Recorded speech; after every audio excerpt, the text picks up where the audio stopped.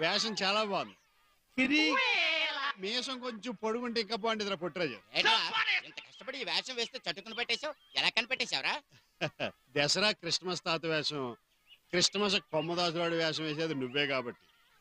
అవునరే, నిన్న నుంచి నువ్వు కనబడతలేదని మీ సరోజిని గారు తెగ బాధపడిపోతున్నా. నిన్న నగముదామని ఆ షాపుడి దగ్గరికి వెళ్ళానా? అవునరా, ఆ స్టోరీ ఏమైంది? ఏముంది చెప్పడానికి? మార్వాడి దాని గీటు చూసి గిల్టున్నాగా అంటగట్టి మోసం చేద్దాం అనుకున్నావా అని పోలీసులు ఫోన్ చేస్తే లటుక్కుని దూకి చటుక్కుని పారిపోయి. నీ ఎదో ఫేస్ పోలీసులు బాగా తెలుసు కాబట్టి ఈ వేషం వేశానంటావు. బాగుంది. అక్కడ సరోజిని గారు నువ్వు పోయావని ఎలా ఏడుస్తున్నారో ఒకసారి చూసొద్దా?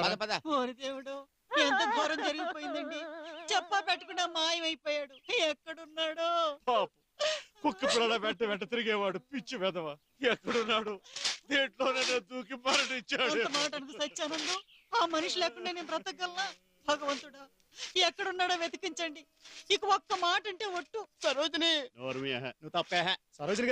సరోజిని గారు రైలు పట్టాల దగ్గర అచ్చం మన పుట్టిరాజు గారు లాంటి శమవుడు దొరికింది. దానికి తలకాయ లేదు. నీకు తలకాయ లేదా? లేదు. ఆడికి బతుకుండగానే తలకాయ లేదు. ఆడు ఖచ్చితంగా పుట్టిరాజు అయి ఉంటాడు. నేను ఒప్పుకోను. అయితే ఓకే, భయపడకమ్మా. నాకున్న దివ్యశక్తి ద్వారా చూశాను, నీ భర్త బతికే ఉన్నాడు, చాలా దగ్గరలోనే ఉన్నాడు. ప్రభు ఆశీర్వాదంతో కొద్దిసేపట్లో నీ ముందుకు రాబోతున్నాడు. సరోజిని, వచ్చేసాను. వచ్చేసారా? మీరేమైపోయారని భయపడి చూస్తున్నాను. మీరు వచ్చేసారు, అంతే చాలు. పదండి ఇంట్లోకి. నేను ఒప్పుకోను. నేనే నీ అసలు మొగుండే. ఇచ్చినోడా?